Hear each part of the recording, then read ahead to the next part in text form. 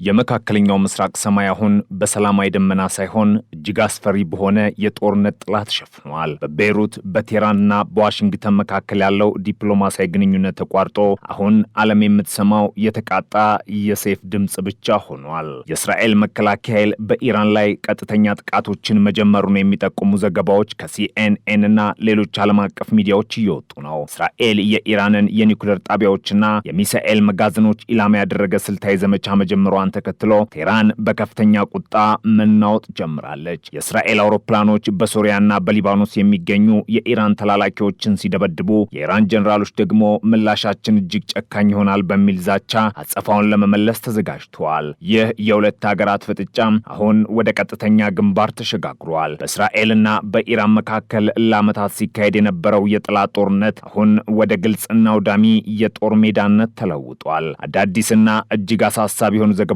እንደሚያመለክቱት ዩናይትድ ስቴትስና ብሪታንያ በሊባኖስና በተለያዩ የመካከለኛው ምስራቅ ሀገራት የሚገኙ ዜጎቻቸውንና ዲፕሎማቶቻቸውን በአስቸኳይ ለቀው እንዲወጡ ትዕዛዝ አስተላልፈዋል። ይህ አይነቱ መጠነ ሰፊ የመልቀቂያ እርምጃ በታሪክ ውስጥ የሚታወቀው ታላቅና አውዳሚ ጦርነት ሊፈነዳ ጥቂት ሰዓታት ወይም ቀናት ሲቀሩት ብቻ ነው። የዲፕሎማቶች ሻንጣ ጠቅልሎ ወደ አየር ማረፊያ ማምራት የሰላሙ በር ለዘላለም መቆለፉን የሚያበስር የመጨረሻው መርዶ ሆኖ ተመዝግቧል። እስራኤል በኢራን ላይ ድንገተኛና መጠነ ሰፊ ቅድመ ጥቃት መፈጸሟን በይፋ ማስታወቋን ተከትሎ በመካከለኛው ምስራቅ ለዓመታት ሲፈራ የነበረው ቀጥተኛ ጦርነት አሁን እውን ሆኗል። እንደ ሮይተርስ ዘገባ ከሆነ የቴል አቪቭ የጦር አውሮፕላኖች በመቶዎች የሚቆጠሩ ኪሎ ሜትሮችን አቋርጠው በመሄድ በቴህራን ዙሪያ በሚገኙ የሚሳኤል ማስወንጨፊያ ጣቢያዎች፣ የድሮን ማምረቻ ፋብሪካዎችና ስልታዊ ኒውክሌር ተቋማት ላይ ከፍተኛ ድብደባ ደርሰዋል። የጥቃት ቅድመ ጥቃት ተብሎ የተጠራው ኢራን በአጭር ጊዜ ውስጥ በእስራኤል ላይ መጠነ ሰፊ የሚሳኤል ጥቃት ለመሰንዘር በዝግጅት ላይ መሆኗን የሚያሳይ ጥብቅ የመረጃ ምንጭ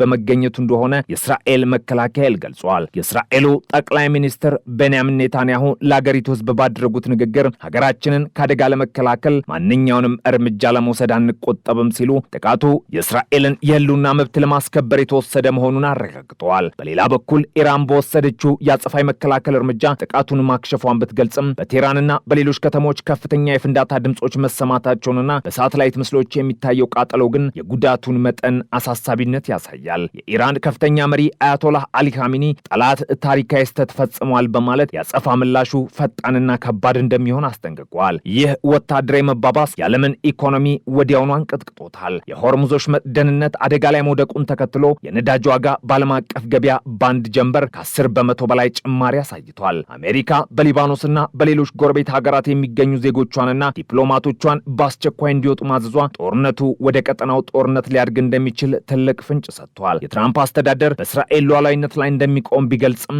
ግጭቱ ወደማይወጣበት ቀውስ እንዲያመራ ስጋት እንዳለውም ተመልክቷል። የሩሲያና የቻይና መንግስት ጥቃቱን በማውገዝ ሁለቱም ወገኖች ራሳቸውን እንዲገቱ ቢጠይቁም አሜሪካ ግን ለእስራኤል ያላትን ወታደራዊ ድጋፍ ይበልጥ እያጠናከረች ትገኛለች። በመካከለኛው ምስራቅ ሰማይ ላይ አሁንም የጦርነት ጀቶችና የድሮን ድምፅ እያስተጋባ ሲሆን የህዝቦላህና የሁቲ ታጣቂዎችም ወደ ግጭቱ ሊገቡ እንደሚችሉ ይጠበቃል። ዓለም አቀፉ ማህበረሰብ አሁን በትልቅ ስጋት ውስጥ ሆኖ የሚቀጥሉትን ሰዓታት የጦርነት ውሎ እየተጠባበቀ ይገኛል። ታሪክ በዓይናችን ፊት እየተቀያየረ ሲሆን የቀጠናው የኃይል አሰላለፍ ለዘላለም ሊለወጥ ጥቂት እርምጃዎች ብቻ ቀርተውታል። ፕሬዚዳንት ዶናልድ ትራምፕ ወደ ስልጣን ከተመለሱ በኋላ በኢራን ላይ ያዙት አቋም ከመቼውም ጊዜ በላይ ወደ ወታደራዊ እርምጃ ዘንብሏል። ትራምፕ በቅርቡ በሰጡት መግለጫ ኢራን የኒውክሌር ምኞቷን ካልገታች አሜሪካ በኢራን ስልታዊ ተቋማት ላይ ጥቃት ለመዘንዘር ወደ ኋላ እንደማትል በይፋ ዝተዋል። ይዛች አሁን ወደ ተግባር ተተርጉሞ የአሜሪካ የጦር ኃይል ታይቶ በማይታወቅ ሁኔታ ግዙፍ የጦር መሳሪያዎችን ወደ ቀጠናው እያከማቸ ይገኛል። የፔንታጎን ከፍተኛ መኮንኖች እንደገለጹት የአሜሪካ የጦር መርከቦች፣ የረዥም ርቀት ቦምብ ጣይ አውሮፕላኖችና እጅግ ዘመናዊ የሆኑት የሳይበር ጦርነት መሳሪያዎች አሁን በፋርስ ባህረ ሰላጤ አቅራቢያ በተጠንቀቅ ቆመዋል። ትራምፕ ለኢራን የሰጡት ምርጫ እጅግ ጠባብ ነው፣ ወይ ስምምነት ወይም ጥፋት የሚለው የዋይት ሀውስ መልእክት ቀጠናውን ወደ ታላቅ ፍንዳታ እየገፋው ይገኛል። የዓለም ኢኮኖሚም በዚህ ውጥረት ምክንያት በከፍተኛ ድንጋጤ ውስጥ ወድቋል። የሲኤንቢሲ ዘገባ እንደሚያመለክተው በትራምፕና በኢራን መካከል ያለው ፍጥጫ የዓለምን የነዳጅ ገበያ እያናወጠ ይገኛል። የሆርሙዝ ወሽመጥ ደህንነት አደጋ ላይ መውደቁ የነዳጅ ዋጋን በአንድ ጀንበር ወደ ሰማይ ሰቅሎታል። ኢራን ይህንን ስትራቴጂካዊ የውሃ መስመር እንደ መደራደሪያ ካርድ እየተጠቀመችበት ሲሆን፣ አሜሪካ ደግሞ ወሽመጡን በኃይል ለመክፈት ዝግጁ መሆኗን አስታውቃለች። የነዳጅ ዋጋ መናር ማለት በመላው ዓለም በሚገኙ ዜጎች ሕይወት ላይ የኑሮ ውድነትና የኢኮኖሚ ቀውስ ያስከትላል ማለት ነው። ከኢትዮጵያ እስከ አውሮፓ፣ ከኤሽያ እስከ አሜሪካ ያሉ ሀገራት የዚህ ውጥረት መዘዝ በየቀኑ በገበያ ዋጋ ላይ ያዩት ነው። አሜሪካና ብሪታንያ ዜጎቻቸውን ከሊባኖስ የሚያስወጡበት ምክንያት ስልታዊ ትርጉም አለው። ሊባኖስ የኢራን ዋነኛ አጋር የሆነው የሂዝቦላህ መቀመጫ ናት። አሜሪካ በኢራን ላይ ጥቃት ስትሰነዝር ሂዝቦላ ባጸፋው በሊባኖስ የሚገኙ አሜሪካውያንና ብሪታንያውያንን ኢላማ እንደሚያደርግ ዋሽንግተን በሚገባ ታውቃለች። የዲፕሎማቶች መውጣት አሜሪካ ለምትሰነዝረው ጥቃት ብቻ ሳይሆን ለሚመጣባት ከባድ ቀጠና ያጸፋም ራሷን እያዘጋጀች መሆኑን ያሳያል። በቤይሩት ሰማይ ላይ የሚታዩት ወታደራዊ ሄሊኮፕተሮች የዲፕሎማሲው ዘመን ማብቃቱን የሚያበስሩ የሞት ጥላዎች ይመስላሉ። ህዝቡ ስጋት ተውጦም ወደ አየር ማረፊያዎች እየተመመ ነው። የቀጠናው ሰላም አሁን በአየር ላይ ባለች ቀጭን ክር ላይ ተንጠልጥሏል። ፕሬዚዳንት ትራምፕ ለጀነራሎቻቸው የሰጡት ትዕዛዝ በባህሪው እጅግ ጥብቅና የማያሻማ ነው። ፕሬዚዳንቱ በፔንታጎን ከፍተኛ መኮንኖች በኩል የሚቀርቡትን ጦርነቱ አደገኛ ሊሆን ይችላል የሚል የጥንቃቄ ሪፖርቶችን ወደ ጎን ገፍቷቸዋል። ትራምፕ የሚፈልጉት ፈጣን አውዳሚና የኢራንን አገዛዝ ወደ ድርድር ጠረጴዛ የሚያንበረክክ ጥቃት ነው። የአሜሪካ የረዥም ርቀት ቦምብ ጣይ አውሮፕላኖችና የጦር መርከቦች በፋርስ ባህረ ሰላጤ አፍንጫ ስር ሰፍረዋል። ጦርነቱ ሲፈነዳ በመጀመሪያዎቹ ሰዓታት ውስጥ ብቻ በሺዎች የሚቆጠሩ ኢላማዎች ሊመቱ እንደሚችሉም ይገምታል። ትራምፕ የአሜሪካን ክብር ለመመለስና ኢራንን ለመግታት የኃይል እርምጃ የግድ ነው በሚለው አቋማቸው ጸንተዋል። በኢራን ምድር ግን ሌላ አይነት እጅግ ዝግጅት እየተደረገ ነው። የአገሪቱ የበላይ መሪ አያቶላህ አሊ ኻሜኒ ህዝባቸውንና ወታደራዊ ኃይላቸውን ለጥፋት ቀን እንዲዘጋጁ ጥሪ አቅርበዋል። ቴህራን ከመሬት በታች የገነባቻቸው የሚሳኤል ከተሞች አሁን በከፍተኛ ንቃት ላይ ናቸው። እነዚህ ከተሞች ከመሬት በታች በመቶዎች በሚቆጠሩ ሜትሮች ጥልቀት ላይ የሚገኙ ሲሆን አሜሪካ በቦምብ ልታጠፋቸው እንደማትችል ኢራን ትተማመናለች። የኢራን ጀነራሎች አሜሪካ የምትመካበት የባህር ኃይልና የአየር ኃይል በእኛ በሚሳኤልና ዳፊት ዋጋ የለውም በሚል ዛቻ ለጥቃቱ ዝግጁ መሆናቸውን እየገለጹ ነው። ይህ የስነልቦና ጦርነት አሁን ወደ ከፍተኛ ደረጃ ደርሷል። የእስራኤል ጥቃት ግን ሁኔታውን ይበልጥ አወሳስቦታል። እንደ ሲኤንኤን ዘገባ ከሆነ የእስራኤል ልዩ ኃይሎች በኢራን ውስጥ የምስጢር ኦፕሬሽኖችን እያከናወኑ ነው። ማለት ጦርነቱ ከሚሳኤል አልፎ ወደ ምድር ውጊያና ወደ ስውር አሻጥሮች ተሻግሯል ማለት ነው። እስራኤል የኢራን የኒውክሌር ባለቤት መሆን የህልውና አደጋ እንደሆነ ስለምታምን አሜሪካ ወታደራዊ እርምጃ እንድትወስድ ከፍተኛ ግፊት ስታደርግ ቆይታለች። አሁን አሜሪካ በቀጠና የምታደርገው ወታደራዊ ግንባታ ለእስራኤል ትልቅ የደህንነት ዋስትና ከመሆኑም በላይ እስራኤል በኢራን ላይ ጥቃት ለመሰንዘር ለምታደርገው ዝግጅት ተጨማሪ ጉልበት ሆኗታል።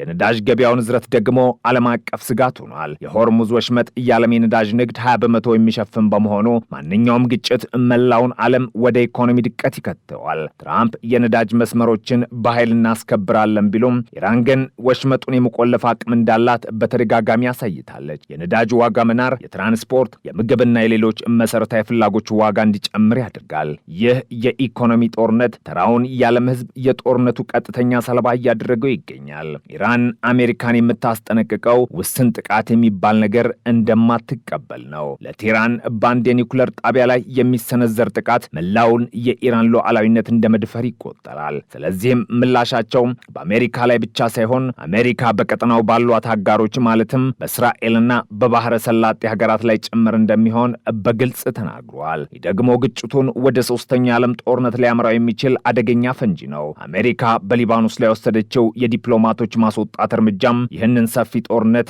ታሳቢ ያደረገ ነው። በትራምፕና በጀኔራሎች መካከል ያለው ልዩነት ደግሞ በዋሽንግተን ፖለቲካ ውስጥ ትልቅ ክፍተት ፈጥሯል። ከፍተኛ ወታደራዊ መሪዎች በኢራን ላይ የሚሰነዘር ጥቃት መላውን ዓለም ወደማይወጣበት ቀውስ ሊከት እንደሚችል ደጋግመው አስጠንቅቀዋል። ጀኔራሎቹ ኢራን የገነባችው ከመሬት በታች ያለ የሚሳኤል መዋቅር በቀላሉ የሚደመሰስ አይደለም የሚል ሙያዊ ግምገማ ቢያቀርቡም ትራምፕ ግን ይህንን እንደ ሽንፈት ነው የቆጠሩት። ፕሬዚዳንቱ የአሜሪካ መከላከያ ኃይል ጠላትን መምታት እንጂ ምክንያት መደርደር የለበትም በሚል አቋማቸው ጸንተዋል። ትራምፕ ለጀኔራሎቻቸው የሰጡት ጥብቅ ትዕዛዝ አሜሪካ ወደ ጦርነት ለመግባት ዝግጁ መሆኗን ያሳያል። በሊባኖስ ያለው ሁኔታም እጅግ አሳሳቢ ነው። የአሜሪካና የብሪታንያ ዲፕሎማቶች ሀገሪቱን ለቀው እንዲወጡ መደረጉ በቤይሩት ጎዳናዎች ላይ ከፍተኛ ውጥረት ፈጥሯል። የሊባኖስ ሕዝብ በሀገራቸው ላይ ሊመጣ የሚችለውን የጦርነት መዘዝ በመፍራት ላይ ናቸው።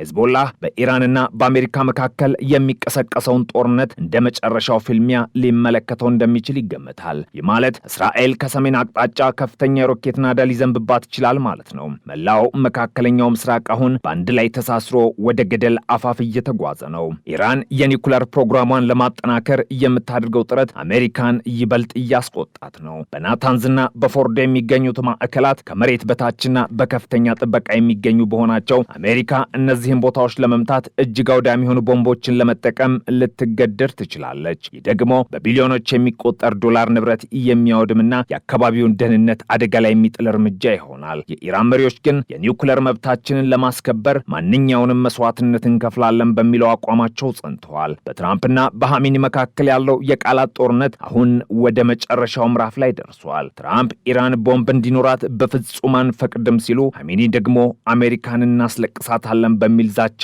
ምላሽ እየሰጡ ነው። ይህ የእልህ ለእልህ ፍጥጫ ዓለምን በታላቅ ስጋት ውስጥ ከቷታል። በሚቀጥሉት ጥቂት ቀናት ውስጥ የሚሰማው ዜና ወይ የሰላም ደወል አሊያም የጦርነት ነጋሪት ይሆናል። ዓለም አቀፉ ማህበረሰብ ሁኔታው እንዲረግብ ጥሪ ቢያቀርብም በዋሽንግተንና በቴህራን ያሉት መሪዎች ግን ወደ ጦርነት ሜዳው ይበልጥ እየተጠጉ ነው። ከሲአይኤ የሚወጡት መረጃዎች እንደሚጠቁሙት አሜሪካ የኢራንን የሳይበርና የመገናኛ መረቦች አስቀድማ ሽባ ለማድረግ እቅድ አለት። ይህ ማለት ጦርነቱ ከመጀመሩ በፊት የኢራን ራዳሮችና የሚሳኤል መቆጣጠሪያዎች ስራ ሊያቆሙ ይችላሉ።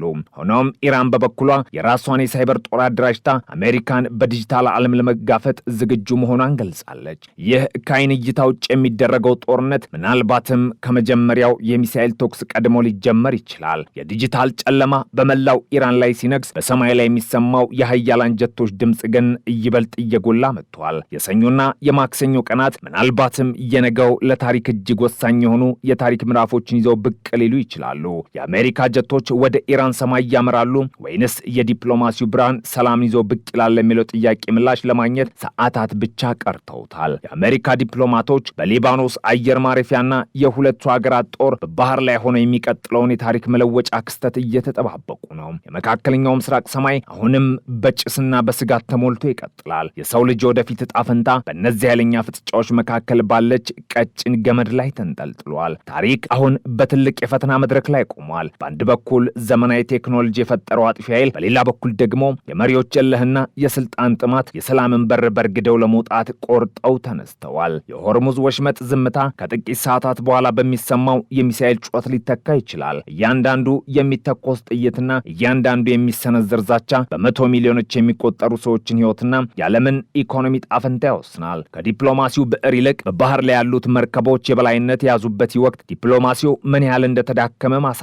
ነው። ፕሬዚዳንት ትራምፕ ለኢራን የሰጡት መግለጫም ወይ ስምምነት ወይም ጥፋት የሚል ቢሆንም ኢራን ግን በከፍተኛ ጭካኔ ምላሽ እንሰጣለን በሚለው አቋሟ ጸንታለች። ይህ የሞትና የሕይወት ጨዋታ መቋጫው ምን ሊሆን እንደሚችል ለመገመት አዳጋች ቢሆንም ውጤቱ ግን ለመላው ዓለም አስከፊ እንደሚሆን ግልጽ ነው። ዓለም አቀፉ ማህበረሰብ አሁንም ትኩረቱን በጄኔቫ የድርድር ጠረጴዛ ላይ ቢያደርግም በስተጀርባ የሚሰሙት የፍንዳታና የፖለቲካ ሴራ ድምጾች ግን ሁኔታው እጅግ ውስብስብ መሆኑን ይመሰክራሉ።